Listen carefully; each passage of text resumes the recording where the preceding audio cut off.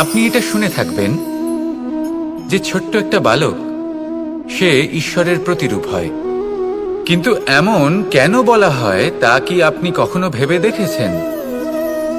আমি আপনাকে বলছি, কোনো একটা ছোট্ট বালককে দেখুন, সে কি করে? সকলকে সমান চোখে দেখে। ওর মনে না কোনো ছলনা রয়েছে, না কোনো কপটতা, না অহংকার রয়েছে, আর না কোনো বিষয় নিয়ে কোনো চিন্তা। সকলকে সে সমান চোখে দেখে আর নিজের মধ্যেই প্রসন্ন থাকে, সকল বিকার থেকে মুক্ত। এগুলোই তো সেই গুণ সেই বালকের মধ্যে, যা হলো ঈশ্বর স্বরূপ। এবার ভেবে দেখুন, যদি প্রত্যেকটা মানুষ এই ছোট বালকের মতো সেই সব গুণ নিজের মধ্যে জাগ্রত করে তোলে, তাহলে কি হবে? তারাও ঈশ্বর তুল্য হয়ে উঠবে। তাই আপনিও এটাই করুন, নিজের মনকে বিকার মুক্ত করুন সেই ছোট্ট বালকের মতো। মনের মধ্যে না কোনো চিন্তা রাখবেন, না মোহ, না ক্রোধ, না কোনো রকমের ছলনা বা কপটতা।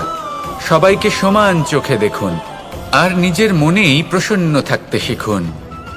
এই মন প্রেমময় হয়ে বলবে, রাধা রাধা। মানুষের এই জীবন, মানুষ জন্ম নেয়, একটা নির্দিষ্ট সময়ের পরে এই সংসার ত্যাগ করে চলেও যায়। এবার শুধু এটাই আবশ্যক নয় যে এই জীবনকালকে আপনি যাপন করবেন, শুধু এটাই গুরুত্বপূর্ণ নয়।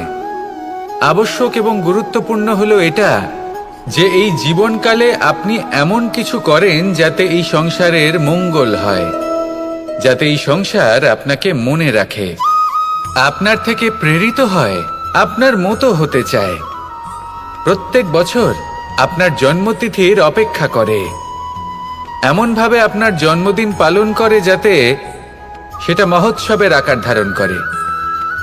এবার এই জন্মদিন এমনি এমনি মহোৎসবে পরিণত হয় না। তখন হয় না যখন কোনো ব্যক্তি রাজার রূপে বা কোনো গোয়ালার রূপে জন্মগ্রহণ করে। তখন পরিণত হয় যখন একজন মানুষ জন্মগ্রহণের পরে এই সংসারকে কোনো শিক্ষা দিয়ে যান, কিভাবে একজন মানুষ গোয়ালা থেকে রাজা হতে পারে, কিভাবে একজন মানুষ অসত্য থেকে সত্যের পথে চলতে শুরু করেন, অধর্ম থেকে ধর্মের পথে চালিত হতে পারেন, কিভাবে অন্ধকার থেকে প্রকাশের দিকে যেতে পারেন, কিভাবে নিজের আত্মাকে পরমাত্মার সাথে মিলিত করতে পারেন। তা সে রামনবমী হোক বা জন্মাষ্টমী হোক, তাদের জীবনের সাথে জড়িত প্রত্যেক মুহূর্ত একটা পরবের আকার ধারণ করে। তাহলে আপনিও এইভাবে নিজের জীবন যাপন করতে থাকুন।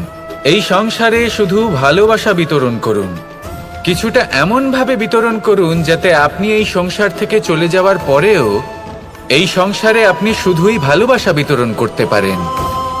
যদি আপনি এরকম করেন, সংসারকে প্রেরণা দেন, তাহলে আপনার জীবনও রাধা কৃষ্ণের প্রেমের মতোই অলৌকিক এবং দৈব হয়ে উঠবে। আসুন আর আমার সাথে ভালোবেসে বলুন, রাধা রাধা। সমস্ত মানুষের জীবন কিছুটা সমান হয়। মানুষ জন্মগ্রহণ করে, তারপর চলতে শেখে, জীবনে এগিয়ে চলে, বার্ধক্য লাভ করে, তারপর সমাপ্ত হয়ে যায়। কিন্তু সেই ব্যক্তিরা কারা যারা প্রকৃত অর্থে মনুষ্য জীবন যাপন করেন? এনারা হলেন সেই ব্যক্তি যারা পড়ে গেলেও আবার উঠে দাঁড়ানোর চেষ্টা করেন, নিজের ভেঙে পড়া অস্তিত্বকে আগলে নিয়ে আবার একটা আকার দেওয়ার চেষ্টা করেন, ভগ্ন আশাকে আবার একটা নতুন দিশা দেন। অসফল হওয়ার পরেও থামেন না, আবার এগোতে থাকেন। অসফল হওয়ার পরে যদি আপনি থেমে যান, তাহলে সাফল্য আপনার সামনে অপেক্ষা করে, কিন্তু আপনি তা দেখতে পান না। তাই জীবনের সংঘর্ষে অংশগ্রহণ করতে শিখুন, জীবনের সংঘর্ষ থেকে পালাবেন না। আসুন আমার সাথে ভালোবেসে বলুন, রাধা রাধা। এই সংসারের সব থেকে বড় সুখ কি? কেউ বলবেন নিজের লক্ষ্য প্রাপ্ত করা, কেউ বলবেন ধন উপার্জন করা, কেউ বলবেন নিদ্রাই সব থেকে বড় সুখ, কেউ বলবেন রাজ্য লাভ করা, আবার কেউ বলবেন মাতার হাত থেকে খাবার খাওয়া, আদি ইত্যাদি। কিন্তু যদি সত্যি কথা বলি, এই সংসারের সব থেকে বড় সুখ হলো সেবা করা।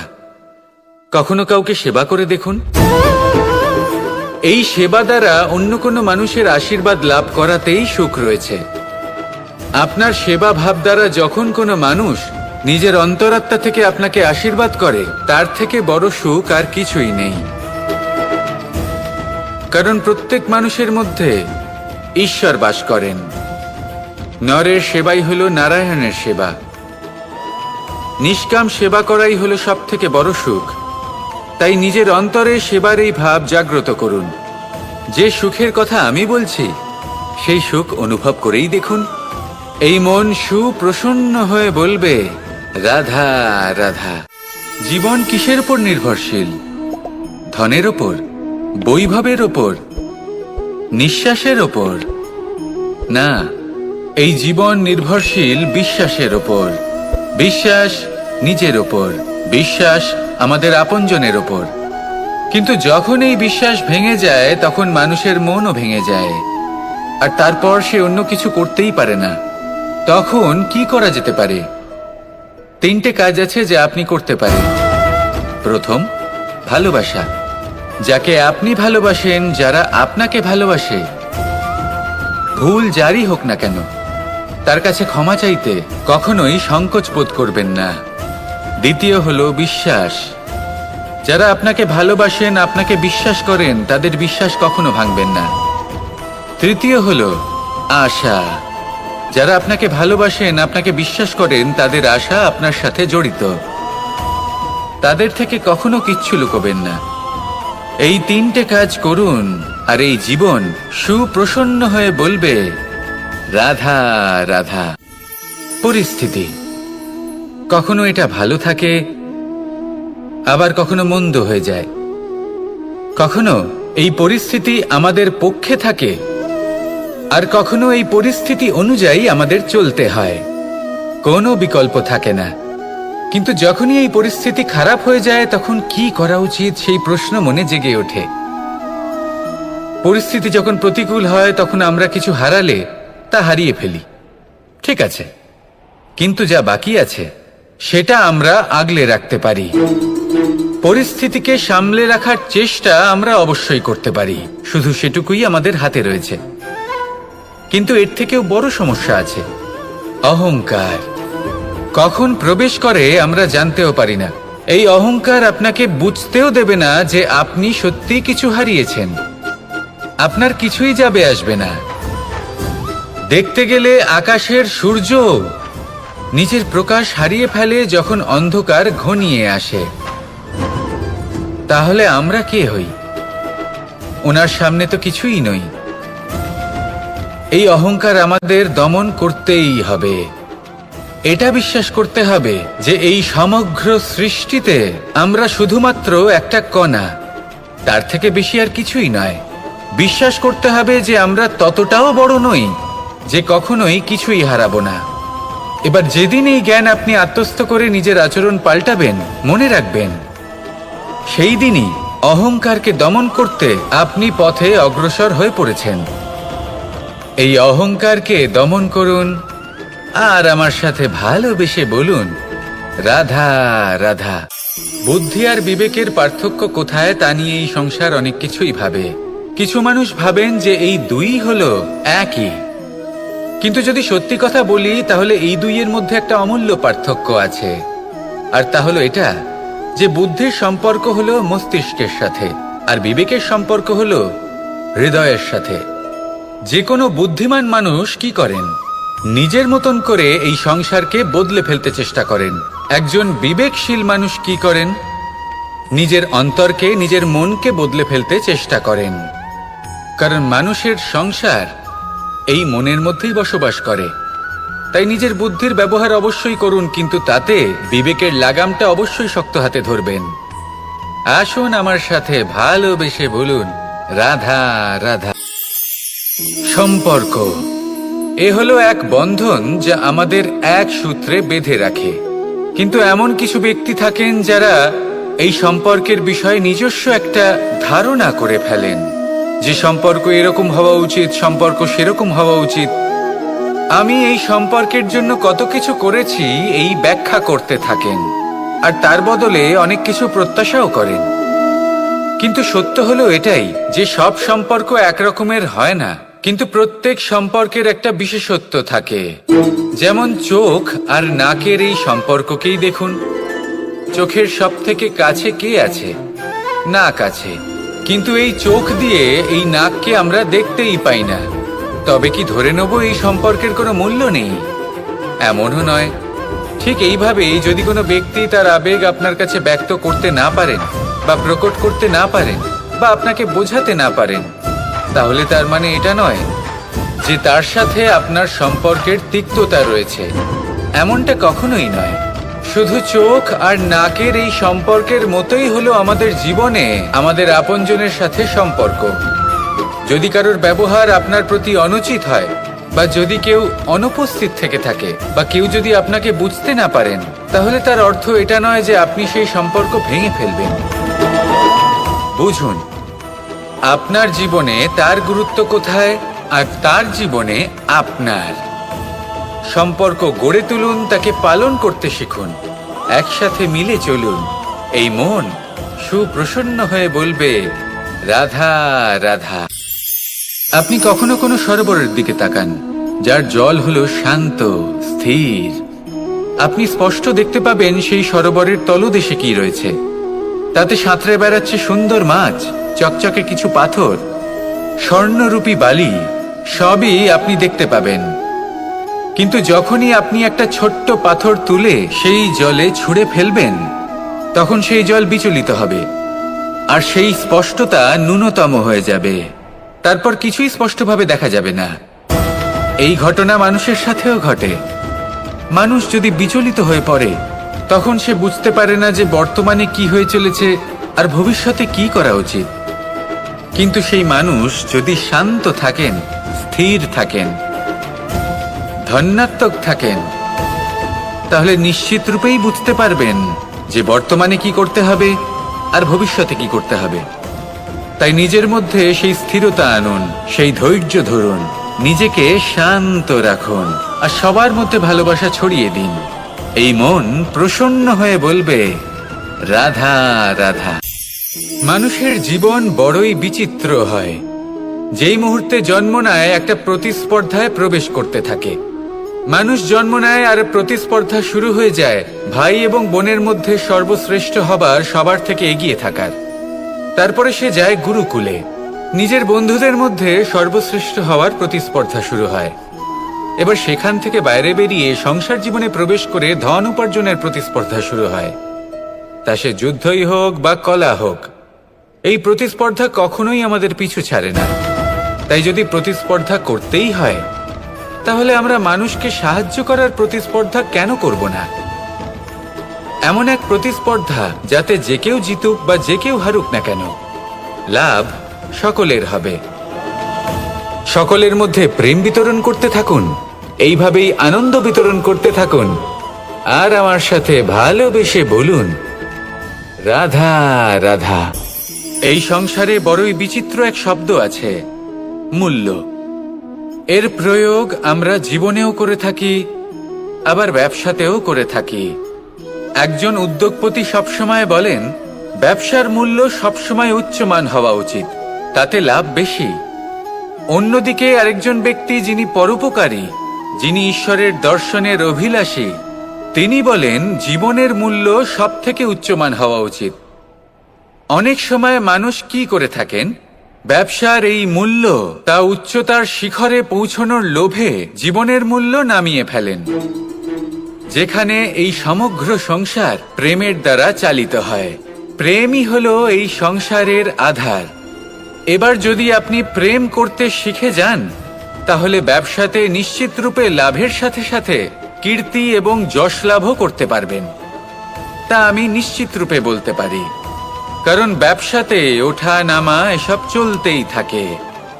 জীবনকে আপনি যদি একবার উচ্চতায় নিয়ে যেতে পারেন, তাহলে তা কখনোই নামবে না। আসুন আর আমার সাথে ভালোবেসে বলুন, রাধা রাধা।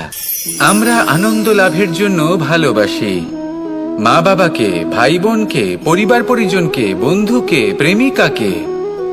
আমরা চাই যে সকলে যেন আপন হয়ে থাকেন, আমাদের কাছে থাকেন, কিন্তু মানুষের একটা প্রবৃত্তি আছে যে তিনি যা লাভ করে ফেলেন তার মূল্য তিনি বুঝতেই পারেন না। যদি আপনার বাড়ির কাছে একটা মিষ্টি জলের সরোবর থাকে বা সুন্দর নদী থাকে, তাহলে জলের গুরুত্বটা কি আপনি তা বুঝতেই পারবেন না।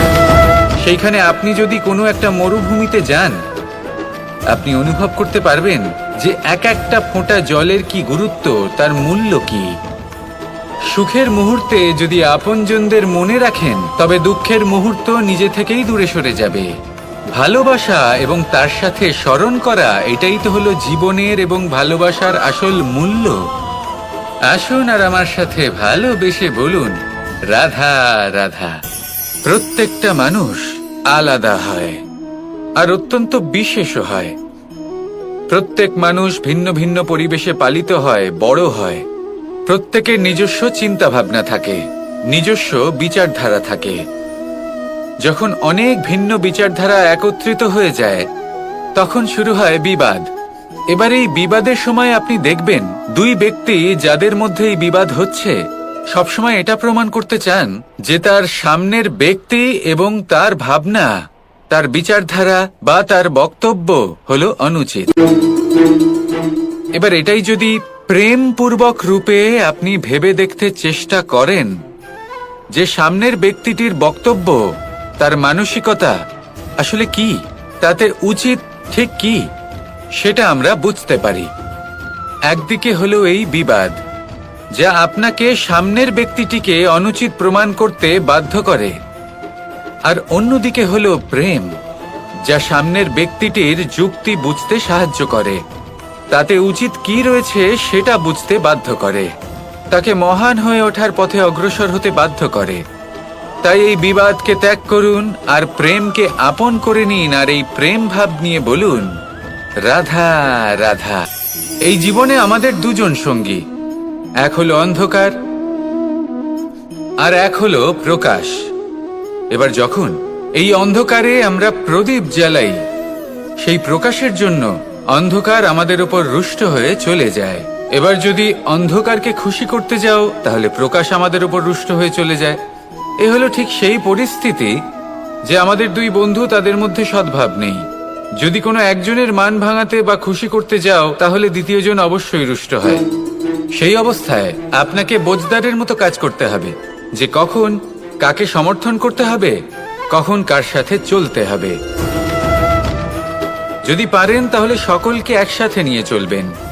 যদি কোনো মানুষের মধ্যে বনিবনা না হয়, তাহলে তাদের মধ্যে সামঞ্জস্য বজায় রেখে সংসারের রীতিনীতির চক্র চালিত করা, এটাই তো হলো মনুষ্য জীবন। এবার এটা কিভাবে করা সম্ভব? শুধুমাত্র প্রেমের দ্বারা। তাহলে এইভাবেই সবাইকে প্রেমের দ্বারা বেঁধে রাখুন আর আমার সাথে ভালোবেসে বলুন, রাধা রাধা। সাগরের ঢেউ সমুদ্র তটে ধাক্কা খেয়ে, পাথরের সাথে ধাক্কা খেয়ে তার আকার বদলে দিতে পারে। বিভিন্ন আকারের পাথরে এদের ঘষে ঘষে গোলাকার বানিয়ে দিতে পারে, কিন্তু এই সাগরের ঢেউ এদের নিজেদের আকার কখনো বদলায় না। কিন্তু এমন কেন? কারণ এরা বিচ্ছিন্ন হয়েও আবার একত্রিত হতে জানে। অর্থাৎ যখন এরা বিচ্ছিন্ন হয় তখন মতভেদ অবশ্যই, কিন্তু আবার একত্রিত হওয়া হলো এদের একতার প্রতীক।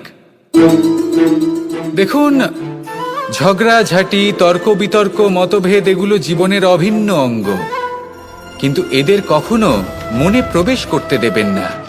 যদি মনে প্রবেশ করেও ফেলে, তাদের মনে ঘর করতে দেবেন না, এদের বের করে ফেলুন। এই ঝগড়াঝাঁটি, তর্ক বিতর্ক, মতভেদ এদের সারা জীবন সাথে নিয়ে চলবেন না। যদি একসাথে নিয়ে চলতে চান, তাহলে সকলকে একসাথে নিয়ে চলুন, ঢেউয়ের মতো। একতায় বিশ্বাস রাখুন। একসাথে মিলে যদি এগোতে থাকেন, তাহলে অনেক দূর পৌঁছবেন, নয়তো শুধু দূরের কথা ভেবেই যাবেন। কি চান সেই সিদ্ধান্ত আপনারই। আসুন আর আমার সাথে ভালোবেসে বলুন, রাধা রাধা। বনস্পতি ফলনের জন্য আমাদের কিসের প্রয়োজন পড়ে? একটু ধরিত্রীর, একটু পরিশ্রমের, আর একটা বীজের। এবার যদি মানুষের কথা বলি, তাহলে এখানে ধরিত্রী হলো মানুষের এই জীবন, যেখানে মানুষ নিজের ইচ্ছের ফল ফুল ফলন করতে চায়।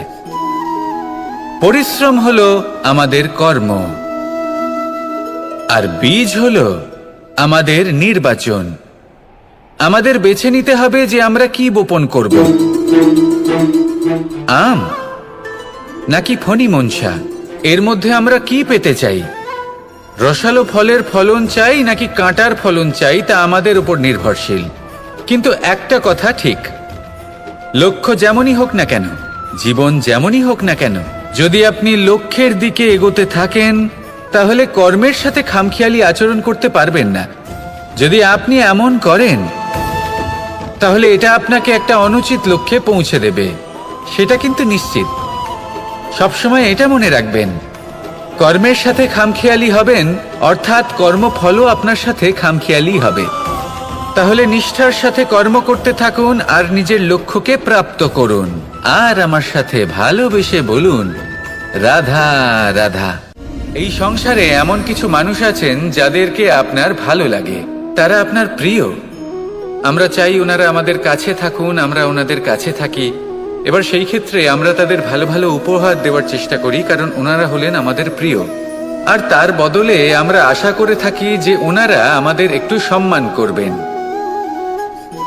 এবার এই মানুষজন যারা আমাদের প্রিয়, এদের আমরা একটা উপহার দিই। সোনা দিয়ে থাকি, আভূষণ দিয়ে থাকি, হিরে মুক্তো দিয়ে থাকি। কিন্তু যদি ভেবে দেখি, এই সবকিছুরই একটা মূল্য আছে। ভেবে দেখুন, আপনি কি তাদের এমন কোনো উপহার দিতে পারেন যা কিনা অমূল্য? তা এরকম উপহার কি হতে পারে? ঠিক বলেছেন আপনি, প্রেম। এই প্রেমই হলো অমূল্য, কারণ মন থেকে এর উৎপত্তি হয়। না চেয়ে পাওয়া যায় আর না ছিনিয়ে নেওয়া যায় এই ভালোবাসা। ঠিক এইরকমই হয় এই সম্মান। যদি সম্মান করো তাহলে মন থেকে এবং ভালোবেসে করো, ভয় পেয়ে নয়। মনে রাখবেন, যে মাথা ভয়ের দ্বারা নত হয়, বিরোধিতাও প্রথমে সেই করে থাকে। যে মাথা ভালোবেসে নত হয়, তা আপনার জন্য বলিদানও দিতে পারে। এই সংসারের সব থেকে বড় উপহার, সব থেকে বড় বরদান এই প্রেম এবং সম্মান। তাকে সম্মান করুন আর আমার সাথে ভালোবেসে বলুন, রাধা রাধা। এই সাগর হলো বিশাল। কথায় আছে যে জীবনের উৎপত্তি সাগর থেকেই হয়েছে। কথাটা ঠিকও। এই সাগরই আমাদের ভিন্ন ভিন্ন ধরনের বনস্পতি প্রদান করেন, মণি এবং মুক্ত প্রদান করেন। আমরা কতটা তুচ্ছ সেই বিষয়ে আমাদের উপলব্ধি ঘটান, আমাদের প্রেরণা প্রদান করেন, যাতে আমরাও সাগরের মতো বিশাল হয়ে উঠতে পারি। এই সাগরের অনেকগুলো গুণ আছে যা আমরা শিখতে পারি। আজ আমি কথা বলবো একটা বিশেষ গুণের বিষয়। বেশিরভাগ মানুষ মালিন্য, নোংরা পদার্থ, নোংরা বস্তু, অপদ্রব্য এই সাগরে ভাসিয়ে দেন। কিন্তু সাগর এই পদার্থ নিজের মধ্যে একত্রিত করে রাখেন না, এই সব নিজের ভেতর থেকে বাইরে বের করে দেন। এ হলো অত্যন্ত শ্রেষ্ঠ একটা গুণ।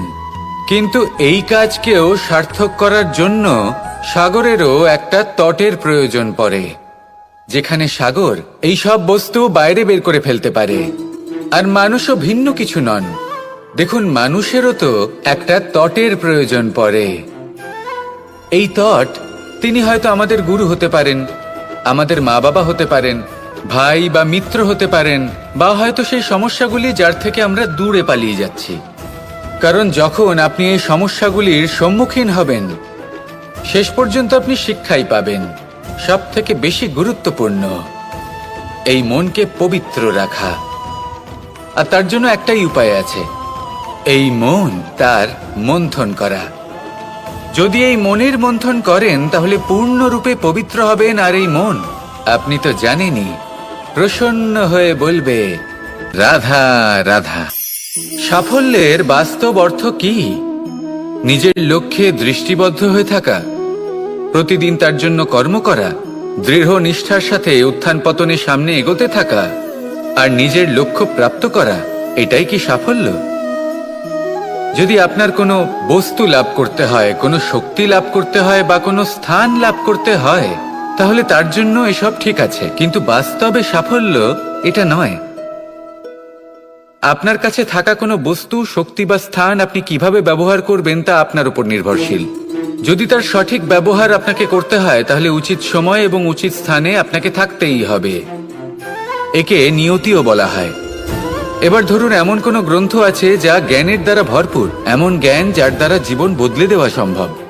এবার এই গ্রন্থ যদি এমন কোনো ব্যক্তির হাতে পৌঁছয় যিনি নিরক্ষর, তিনি কি এই গ্রন্থের সদ্ব্যবহার করতে পারবেন? কখনোই নয়। সেই জ্ঞান দিয়ে নিজের আচরণ পাল্টাতে পারবেন? কখনোই নয়।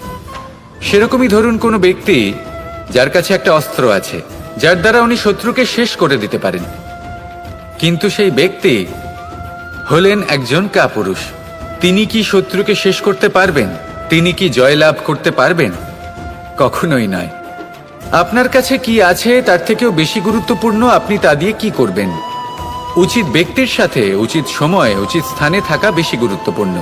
নিজের গুণের সাথে, নিজের শক্তির সাথে, নিজের জ্ঞানের সাথে উচিত সময় উচিত স্থানে অন্যের যন্ত্রণাকে দূর করা, অন্যের জীবনকে আরো সুন্দর করে তোলা, এটাই হলো সাফল্য। তাহলে সাফল্যের বাস্তব অর্থ বুঝুন, অর্থাৎ নিজেকে আরো প্রসন্ন রাখুন। আর আমার সাথে ভালোবেসে বলুন, রাধা রাধা। প্রারম্ভ শূন্যের দ্বারা হয়ে থাকে, তা সে ব্রহ্মাণ্ডই হোক, পৃথিবীই হোক, আদি ইত্যাদিই হোক। সবাই নিজের অস্তিত্ব শূন্য থেকে লাভ করে। এই শূন্য যার নিজের কোনো অস্তিত্ব নেই, কিন্তু সে সকলকে অস্তিত্ব দান করে থাকে। আমাদের এই শূন্যের মতো হতে হবে। যে আমাদের সাথে যুক্ত হবে তাদের অস্তিত্ব অনেক বেশি প্রখর হবে, বিশাল হবে, শ্রেষ্ঠ হবে। কিন্তু যেই আমরা তাদের থেকে দূরে যাব, তারা আমাদের উপস্থিতির আভাস পাবে, আমাদের গুরুত্ব বুঝতে পারবে। শূন্যই হলো সূত্রপাত, শূন্যই হলো সমাপ্তি। শূন্যকে কেউ যতই ছোট মনে করুক, কিন্তু এই শূন্য অত্যন্ত গুরুত্বপূর্ণ। তাই এই শূন্যের মতো হয়ে উঠুন আর আমার সাথে ভালোবেসে বলুন, রাধা রাধা। এই সংসারের সব থেকে গুরুত্বপূর্ণ তত্ত্ব কোনটা? প্রথম হলো সময়। জন্ম থেকে মৃত্যু পর্যন্ত এই যে সময়, এটাই তো হলো জীবন। দ্বিতীয় হলো জীবন, যাতে আমরা সময়ের সদ্ব্যবহার করি, শ্রেষ্ঠ থেকে শ্রেষ্ঠতর কাজ করার চেষ্টা করি।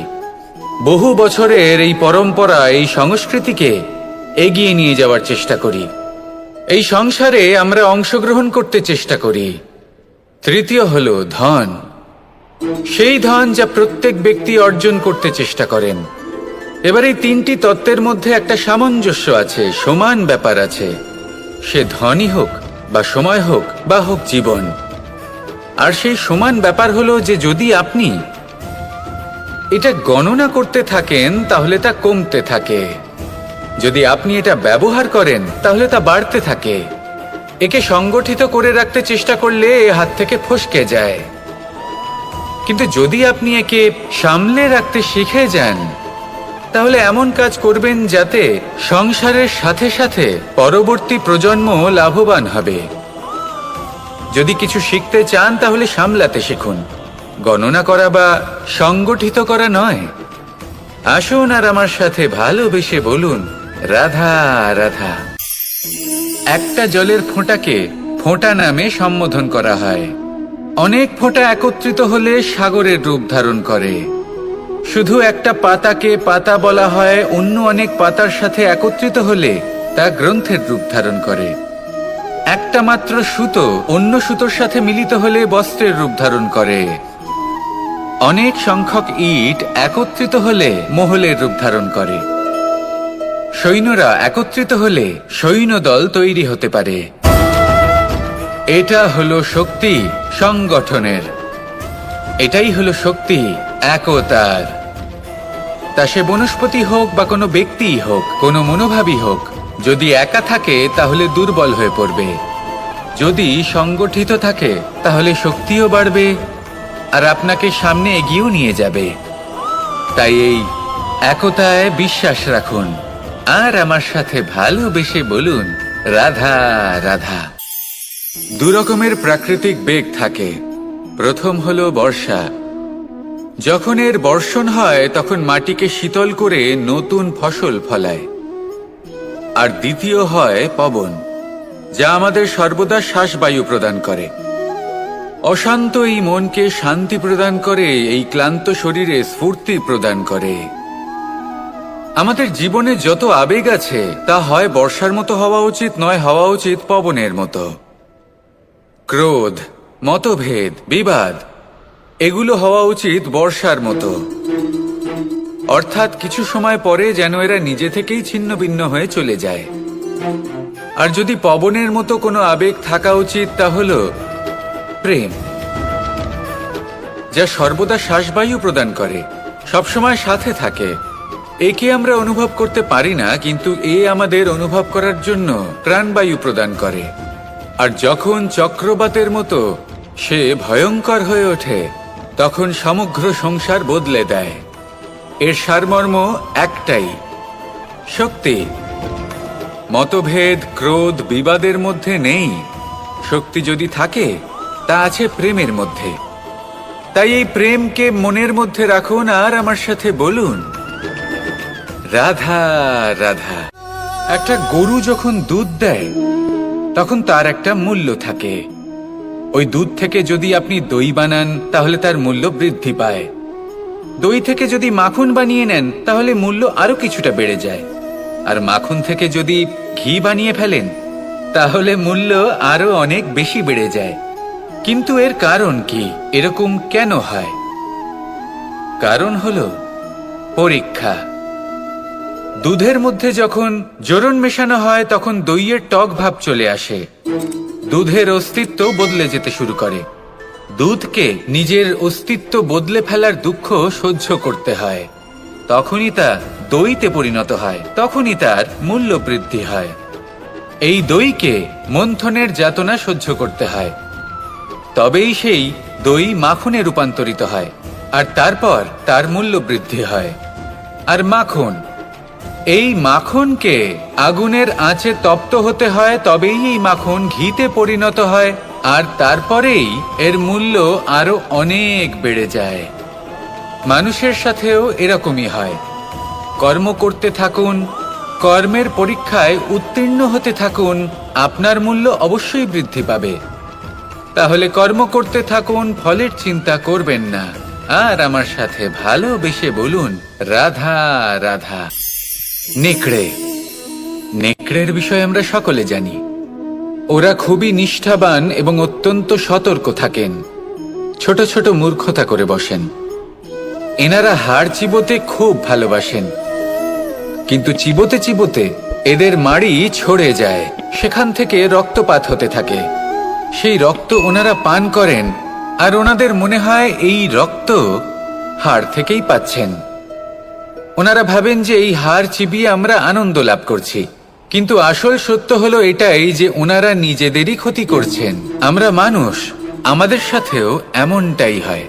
কখনো কখনো ভুলবশত আমরা এমন কোনো কাজ করি আর আমাদের মনে হয় যে আমরা বাইরে থেকে আনন্দ লাভ করছি, কিন্তু সত্য হলো এটাই যে আমরা শুধুই ক্ষতিগ্রস্ত হচ্ছি। এটা হলো খুব বড় একটা শিক্ষা যা আমাদের শেখা উচিত। তা হলো এটা যে আমাদের বোঝা উচিত যে কখন আমরা লাভবান হচ্ছি আর কখন ক্ষতিটাকেই লাভ বলে মনে করছি। এই শিক্ষা যদি আপনি প্রাপ্ত করতে পারেন তাহলে এই সংসারে আপনার থেকে বেশি প্রসন্ন আর কেউ থাকবেন না। তাহলে আসুন আর আমার সাথে ভালোবেসে বলুন, রাধা রাধা। যা বাধা দেয় তা হলো অবরোধ, যা এগিয়ে নিয়ে যায় তা হলো বিকাশ, আর যা ভাগ করে দেয় তা হলো গুণ। আপনি সবাইকে আনন্দ দিন, তার বদলে আপনিও আনন্দ পাবেন।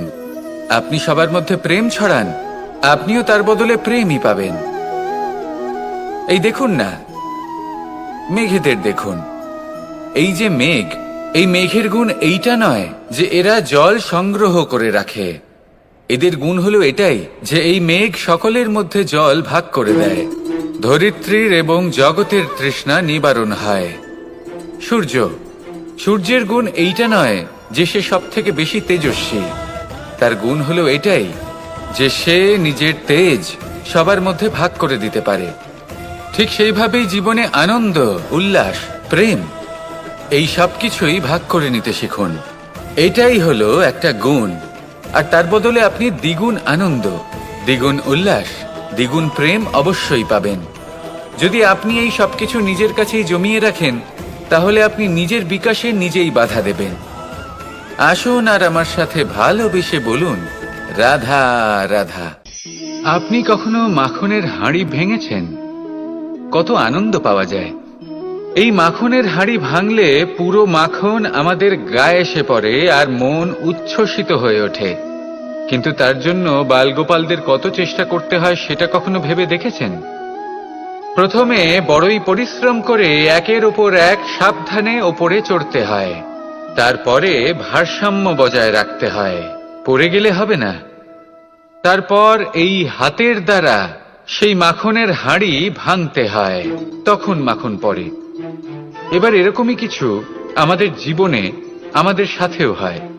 এবার আপনি বলবেন যে মাখনের হাঁড়ি ভাঙার এই প্রক্রিয়া, তার সাথে জীবনের কি সম্পর্ক থাকতে পারে? আসলে আমাদের মনের মাঝেও একটা হাঁড়ি রয়েছে, অহংকারের হাঁড়ি। আর এই অহংকারের হাঁড়ি যখন ভেঙে যায়, তখন প্রসন্ন হবার আনন্দ চতুর্দিকে ছড়িয়ে পড়ে। এই মন, এই আত্মা, এই দুই প্রসন্ন হয়ে যায়। কিন্তু তার জন্য আপনাদেরকেও বালগোপালের মতো চেষ্টা করে যেতেই হবে, ভারসাম্য বজায় রাখতেই হবে মনের মাঝে এবং এই বুদ্ধিতে, ভালো এবং মন্দের মধ্যে, লোভ এবং পরমার্থের মধ্যে। আর তারপর নিজে হাতে অহংকারের এই হাঁড়ি ভেঙে দিতে হয়। দেখুন, যদি ঈশ্বরের সঙ্গ লাভ করতে চান, তাহলে অহংকারের এই হাঁড়ি ভাঙতেই হবে। আসুন আর আমার সাথে ভালোবেসে বলুন, রাধা রাধা। এই সংসারে আমরা প্রকাশ কোথা থেকে পাই? এর উত্তর বড়ই সরল। ভোরে যখন সূর্যোদয় হয়, তখন প্রকাশের কিরণ আমাদের ঘরে এসে পৌঁছয়। এইভাবেই আমরা প্রকাশ লাভ করি। এবার এই প্রকাশের আলোতেই আমরা সারাদিনের কাজ সম্পন্ন করি। সন্ধে হয়ে যায়, সূর্যাস্তও হয়ে যায়। আর আমাদের ঘর যাতে অন্ধকার না হয়, তার জন্য আমরা একটা প্রদীপ প্রজ্বলিত করি।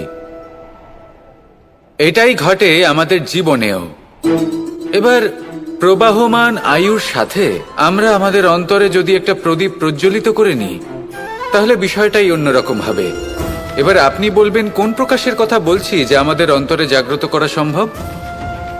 আমাদের আত্মার মাঝে প্রেমের প্রকাশ জাগ্রত করার কথা বলছি।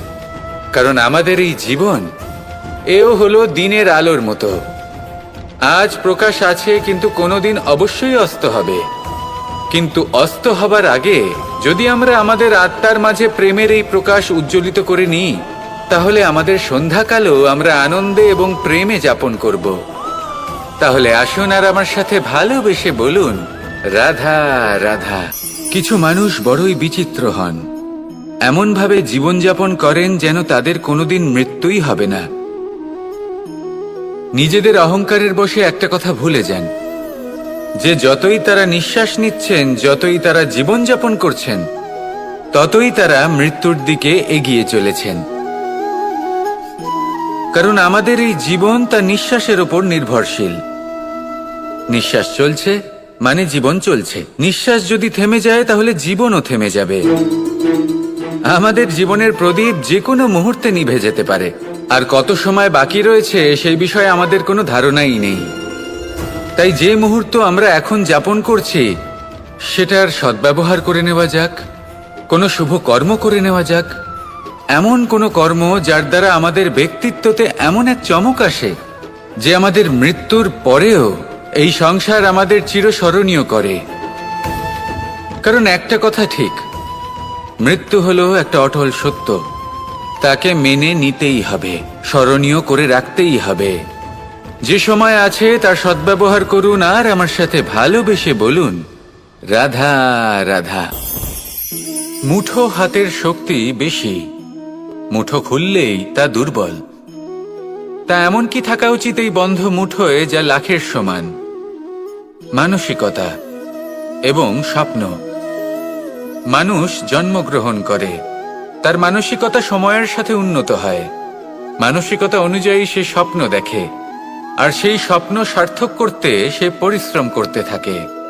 কিন্তু খুব গুরুত্বপূর্ণ একটা কথা আছে যা আপনার মনে রাখা উচিত। আপনার এই মানসিকতা, আপনার এই স্বপ্ন, তা যেন আপনার নিয়ন্ত্রণে থাকে। আপনার বন্ধ মুঠোয় যেন এর লাগাম থাকে, আপনি যেন এর প্রভু হন। যদি তা হয় তবেই আপনি লাভবান হবেন। যদি এরা আপনাকে নিয়ন্ত্রণ করতে থাকে, যদি আপনার মুঠো খুলে যায়, না পথ আপনার নিয়ন্ত্রণে থাকবে, না মানসিকতা থাকবে, না স্বপ্ন নিয়ন্ত্রণে থাকবে। আর যদি তাই হয় তাহলে আপনি আপনার ভবিষ্যৎ নষ্ট করে ফেলবেন। তাই নিয়ন্ত্রণ করতে শিখুন নিজের বিচার বুদ্ধি, নিজের মানসিকতা, নিজের স্বপ্নকে। নিজের এই স্বপ্ন পূরণ করুন আর আমার সাথে ভালোবেসে বলুন, রাধা রাধা।